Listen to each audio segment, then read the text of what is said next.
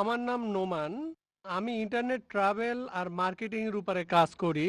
আমার প্রশ্নটা এখনকার সময় সবচেয়ে শক্তিশালী মিডিয়া নিয়ে, অর্থাৎ বিভিন্ন সিনেমা। এই সিনেমাগুলো বানাচ্ছে হলিউড, বলিউড, ললিউড আর এখন সম্ভবত ডলিউড, এই দুবাইতে। আর এই সিনেমার মাধ্যমে তাদের কথাগুলো পুরো পৃথিবীতে ছড়িয়ে পড়ছে।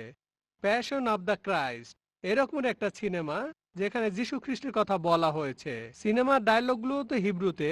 এখন আমার প্রশ্নটা হলো, খ্রিস্টান ধর্ম যা প্রচার করে আর তার সাথে এর কতখানি মিল আছে, আর কোরআনের সাথে এর কতখানি মিল আছে? অবশ্য কখনোই পুরোপুরি মিলবে না, তবে লোকজন পৃথিবী জুড়ে এই সিনেমাটা দেখছে আর এটা তাদের মনে গেঁথে গেছে। এবার আমার দ্বিতীয় প্রশ্নটা হলো, আমরা মুসলমানরা কিভাবে এই সিনেমা মিডিয়াকে কাজে লাগাতে পারি, যাতে করে মানুষের মাঝে ইসলামের বাণী ছড়িয়ে দিতে পারি? যেমন ধরেন, একটা সিনেমা বানানো হয়েছিল দ্য মেসেজ। এই সিনেমা দেখে অনেক অমুসলিম ইসলাম গ্রহণ করেছিল, মুসলিম হয়ে গিয়েছিল। জাজাকাল্লাহ। ভাই, আপনি প্রশ্ন করলেন যে সিনেমার মাধ্যমে আমরা নিজেদের মতামত প্রকাশ করতে পারি, ধর্ম প্রচার করতে পারি। হলিউড, বলিউড আর এখন আছে ডলিউড। এটা নতুন শব্দ, এর মানে দুবাই মিডিয়া সিটি। আর আপনি প্যাশন অফ ক্রাইস্টের কথা বললেন, এইসব সিনেমা সম্পর্কে আমার মতামত কি? ভাই, আমি প্যাশন অফ ক্রাইস্টটা দেখিনি, যদিও আমার দেখার ইচ্ছা আছে। আমি এই সিনেমাটা দেখিনি। সাধারণত আমি সিনেমা দেখি না, তবে এই সিনেমাটা দেখার ইচ্ছা আমার আছে। তবে এর উপরে রিপোর্ট পড়েছি। এই সিনেমাটা বানিয়েছিল মেল গিবসন। সেই সিনেমাটা অরিজিনাল ল্যাঙ্গুয়েজে বানিয়েছে। এটা নিয়ে অনেক সমালোচনা, এটা যেভাবে বানিয়েছে। আর সিনেমাটা কিছুটা ইহুদিদের বিরুদ্ধে ছিল। এসব ব্যাপার নিয়ে অনেক হইচই হয়েছে। তবে এই সিনেমাটা নেগেটিভ সেন্সে জনপ্রিয়ও হয়েছে, যেহেতু এখানে নেগেটিভ কথা বলা হচ্ছে। এটা বক্স অফিস হিট করেছিল। সিনেমাটা অনেক রেকর্ড ভেঙেছিল। মেল গিবসন অনেক টাকা ঝুঁকি নিয়েছিল, সিনেমা অনেক টাকা ইনভেস্ট করেছিল। সেটা ফ্লপ হলে তখন তার অনেক টাকা লোকসান হতো। সিনেমাটা হিট করেছিল, আর সিনেমাতে অনেক সঠিক জিনিস ছিল, অনেক কিছু ভালো। ইসলামিক দৃষ্টিভঙ্গির সাথে মেলে, আবার অনেক কিছু মেলেও না। আপনার দ্বিতীয় প্রশ্নটা ছিল মেসেজ সিনেমাটা নিয়ে। আমি এই সিনেমাটা দেখেছি। এটা বানিয়েছিল মোস্তফা আক্কাদ। অ্যান্থনি কুইন অভিনয় করেছিলেন হামজা হিসেবে। আল্লাহ তাকে শান্তিতে রাখুন। সিনেমাটা তখন বানানো হয়েছিল খুবই সুন্দরভাবে। আর আমি বলবো যে ইসলামিক লাইনের সিনেমার মধ্যে এটা একটা শ্রেষ্ঠ সিনেমা। আলহামদুলিল্লাহ, সিনেমার হিরোকে না দেখিয়ে, নবীজি মোহাম্মদ সাল্লাল্লাহু সাল্লামকে না দেখিয়ে, তার কোনো ছবি না দেখিয়ে, তার কণ্ঠস্বর না শুনিয়ে, আলহামদুলিল্লাহ, সিনেমার সব ঘটনা মোহাম্মদ সাল্লাল্লাহু আলাইহি সাল্লামকে ঘিরেই হচ্ছে। কিন্তু তাকে দেখানো হচ্ছে না, কণ্ঠ শোনানো হচ্ছে না। একবার শুধু তার উট আর লাঠিতে দেখানো হয়েছে, এই। কিন্তু সেখানে ক্যামেরা যে অ্যাঙ্গেলে ধরা হয়েছে, যে যখন নবীজি ঘুরে অন্য কোনো দিকে তাকাচ্ছেন, তখন ক্যামেরার অ্যাঙ্গেলটাও সেদিকে যাচ্ছে। ডিরেকশন অসাধারণ। এটা একটা মাস্টারপিস। আর এরকম ভালো সিনেমা আমাদের আরো প্রয়োজন। তবে এই সব সিনেমার বাজেট অনেক, কয়েক মিলিয়ন ডলার লাগে, লক্ষ লক্ষ ডলার। এই বাজেটের ব্যাপারটা আছে। কিন্তু সিনেমাটা ব্যবসা সফল ছিল। মোস্তফা আকাদ তারপর আরেকটা ফিল্ম বানিয়েছিলেন, নাম ছিল ওমর মুক্তার। এটা ঠিক পুরোপুরি ইসলামের কথা বলছে না, একজন মুসলিমের কথা বলছে। আর এই সিনেমাটাও বক্স অফিসে হিট করেছিল। এরকম সিনেমা আরো দরকার। তবে খেয়াল রাখতে হবে সেটা যেন শরিয়া মেনে হয়, কোরআন আর সুন্নাহ মেনে। যেমন আমি মনে করি না যে মেসেজ সিনেমাটার সবকিছুই ঠিক। সব মিলিয়ে সিনেমাটা ভালো, কিছু ভুল জিনিসও দেখানো হয়েছে, তবে সব মিলিয়ে সিনেমাটা ভালো। সামগ্রিকভাবে এটা ভালো। আমাদেরকে ইসলামিক শরিয়া মেনে এরকম সিনেমা বানাতে হবে। কোরআন আর হাদিসের বিরুদ্ধে যাব না, শরিয়া মেনেই বানাবো। শুধু সিনেমায় নয়, আমাদের নাটক বানাতে হবে, সিরিয়াল বানাতে হবে, ডকুমেন্টারি বানাতে হবে। আর মিডিয়া জিনিসটা আসলে একটা সাদা হাতি। সাদা হাতি, সাদা হাতি। আপনারা হয়তো কোন বানেগা ক্রোড়পতির নাম শুনেছেন। আসল অনুষ্ঠানটা who wants to be a millionaire, প্রতি অনুষ্ঠানে $1 মিলিয়ন খরচ করে। মাত্র একটা এপিসোডে 4 কোটিরও বেশি রুপি খরচ করে। মাত্র একটা এপিসোডে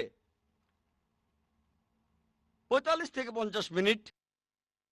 বোম্বেতে লেবার কস্ট অনেক কম। তবে অমিতাভ বচ্চন এক্সপেন্সিভ। তাহলে এইসব ক্ষেত্রে বাজেটে বাধা আছে। যাদের এইসব খরচ বহনের সামর্থ্য আছে তারা যদি স্পন্সর করেন তাহলে এমন ফিল্ম বানিয়ে আমরা ইসলামকে প্রচার করতে পারি। তবে আমি বিশ্বাস করি মাকরুম মাকারাল্লাহ ওয়াল্লাহু খায়রুল মাকারিন, হলিউডে একটা সিনেমা বানানো হয়েছে দ্য কিংডম অফ হেভেন। সিনেমাটা বানিয়েছেন খুবই বিখ্যাত একজন ডিরেক্টর, আর তিনি এখানে দেখিয়েছেন কিভাবে ক্রুসেডাররা আক্রমণ করে হাজারো মানুষকে হত্যা করলো। আর তারপর সালাউদ্দিন হিরো তিনি আসলেন, তাকে এখানে হিরো দেখানো হয়েছে। এই ব্যাপারটা নিয়ে পশ্চিমা মিডিয়ায় খুবই হইচই হয়েছিল যে এমন সিনেমা কিভাবে বানালো। সে একজন খ্রিস্টান, সে তার সিনেমায় আসল সত্যি কথাটা তুলে ধরেছে। তবে এই ব্যাপারটা পশ্চিমারা হজম করতে পারেনি, খুবই হইচই হয়েছিল। তবে যেহেতু সিনেমা ডিরেক্টর ছিলেন খুবই বিখ্যাত, আলহামদুলিল্লাহ এতে করে খুব বেশি একটা ক্ষতি হয়নি। তাহলে একজন অমুসলিম এমন সিনেমা বানিয়েছে।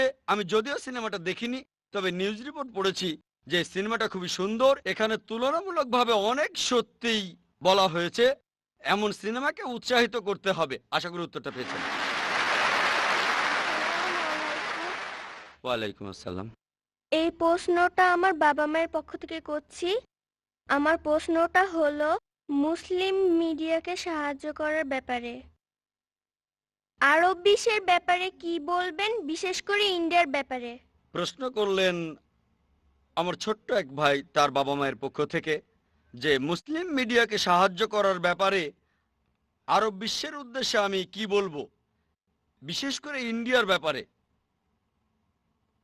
দেখবেন সময়ের সাথে সাথে আমাদের পরিস্থিতিও বদলে যায়। মাত্র কয়েক দশক আগেও আরবরা ইন্ডিয়ায় আসতো ব্যবসার জন্য। ইন্ডিয়া তখন ছিল সবার উপরে, আর মাশাল্লাহ ইন্ডিয়ানদের অনেকেই তখন জাকাত দিত, তাতে আরবদেরও অনেক উপকার হয়েছে। এখন অনেক দামি সম্পদ কালো স্বর্ণ আল্লাহ তাদের দিয়েছেন মাশাল্লাহ, এখন তারা অনেক ধনী। এখন দেখা যায় যে ইন্ডিয়ানরাই আরব বিশ্বে চাকরি করতে আসে, ব্যবসা করতে আসে, দুবাইয়ে সৌদি আরবে আসে আলহামদুলিল্লাহ। আমি তাদের উদ্দেশ্যে যেটা বলতে পারি যে মুসলিমদের কথা যদি বলতেই হয়, সে কথাটা আমি আগেও বলেছি যে সব মুসলিমেরই দায়িত্ব ইসলামকে প্রচার করা। আল্লাহ তাআলা আপনাদের বেশি সম্পদ দিয়েছেন, তাই আপনাদেরকে বেশি প্রশ্ন করবেন। কিয়ামতের দিন আল্লাহ প্রশ্ন করবেন তোমাদের সম্পদ দিয়েছিলাম তা দিয়ে কি করেছো। তাই আমি বলবো আল্লাহ আপনাদের বেশি সম্পদ দিয়েছেন, আল্লাহর রহমতে আপনারা এখন কালো স্বর্ণের মালিক। তাই ইসলাম ধর্মের প্রচারে এই সম্পদকে ব্যবহার করুন। শুধুমাত্র ইন্ডিয়ায় না, আলহামদুলিল্লাহ ইন্ডিয়ার তেমন কোনো সমস্যা নেই মাশাল্লাহ, সেখানে এমন অনেকেই আছেন মাশাল্লাহ। ইন্ডিয়ায় অনেক সমস্যা আছে, সমস্যা নেই বলবো না, তবে আলহামদুলিল্লাহ আমরা নিজেদের ব্যাপারগুলো দেখব। কিন্তু অন্যান্যদের প্রয়োজন আছে। ইন্ডিয়ায় অনেক এতিম শিশু আছে, পৃথিবীর বিভিন্ন জায়গায় এতিম শিশু আছে, আর মানুষ তাদের সাহায্য করছে আলহামদুলিল্লাহ, কোনো সমস্যা নেই। তবে সাধারণভাবে আমি সামগ্রিকভাবে বলবো আরবদের উদ্দেশ্যে আমি এই কথা বলবো, যেহেতু আল্লাহ তাদের কালো স্বর্ণ দিয়েছেন, তাদের উচিত হবে সত্যের ধর্ম প্রসারে এগিয়ে আসা। ব্যক্তিগতভাবে আমি অনেককে চিনি আরবদের, তাদের পকেটে যে টাকা থাকে সেটা দিয়েই তারা 5-10টা চ্যানেল খুলতে পারে, পকেট মানি দিয়েই 5 থেকে 10টা চ্যানেল আল্লাহ তাদের দিয়েছেন এই সম্পদ।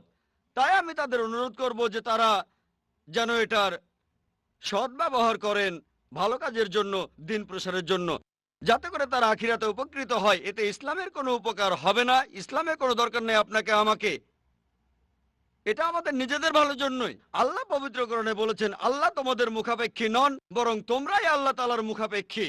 তাহলে ইনশাআল্লাহ রোজ কিয়ামতের দিন এই সওয়াবটা তাদের জান্নাতে নিয়ে যাবে। এবারে পরের প্রশ্ন। আসসালামু আলাইকুম ওরহামতুল্লাহি বারাকাতুহু। আমি নওয়াজ আহমদ, কাজ করি আল কায়দা ট্রেডিংয়ে। আল কায়দা না, আল কায়দা ট্রেডিং,